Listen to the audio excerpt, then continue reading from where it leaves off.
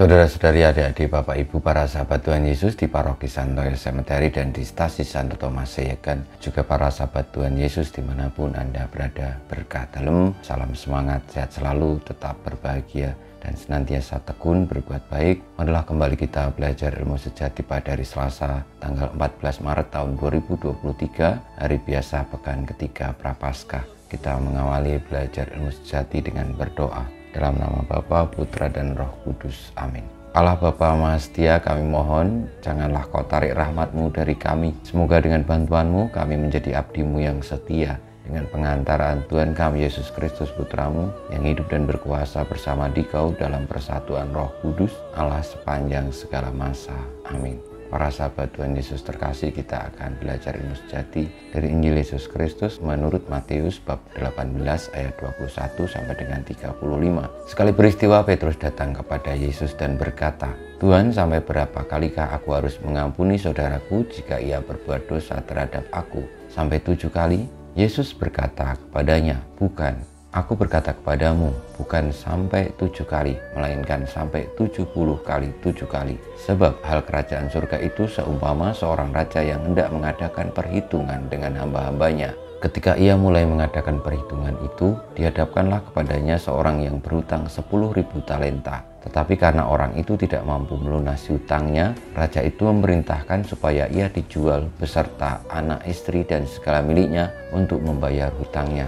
Maka sujudlah hamba itu menyembah dia, katanya, 'Sabarlah dahulu, segala hutangku akan kulunaskan.' Lalu tergeraklah hati raja itu oleh belas kasihan akan hamba itu, sehingga ia membebaskannya dan menghapuskan hutangnya. Tetapi ketika hamba itu keluar, ia bertemu dengan seorang hamba yang lain yang berhutang 100 dinar kepadanya. Ia menangkap dan mencekik kawannya itu, katanya, 'Bayar hutangmu.' Maka sujudlah kawannya itu dan memohon kepadanya, 'Sabarlah dahulu, hutangku itu akan kulunaskan.' Tetapi ia menolak dan menyerahkan kawannya itu ke dalam penjara sampai dilunaskan segala hutang itu.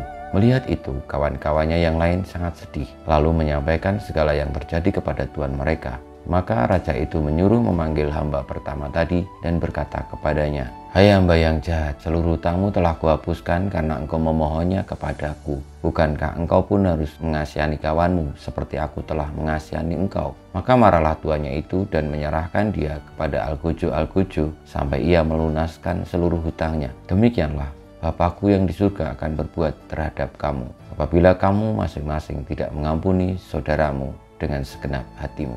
Demikianlah sabda Tuhan, terpujilah Kristus. Para sahabat Tuhan Yesus yang terkasih, mengampuni selalu dapat dipikirkan dengan baik ataupun terungkap dalam kata-kata yang baik. Dalam pikiran juga mudah untuk sekali dipikirkan dan diucapkan.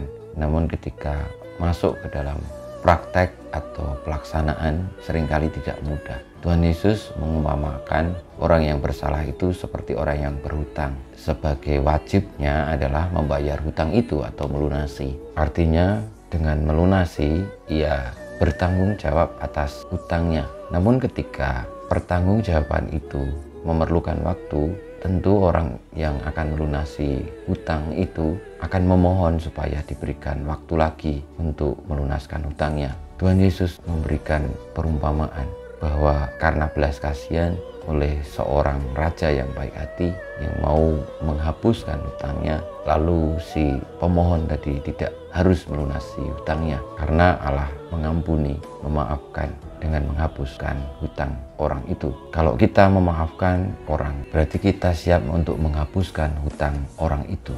Artinya orang itu tidak lagi memiliki kesalahan. Marilah saudara-saudari yang terkasih, kalau kita bersalah berarti kita harus bertanggung jawab dan hendaknya kita memohon ampun.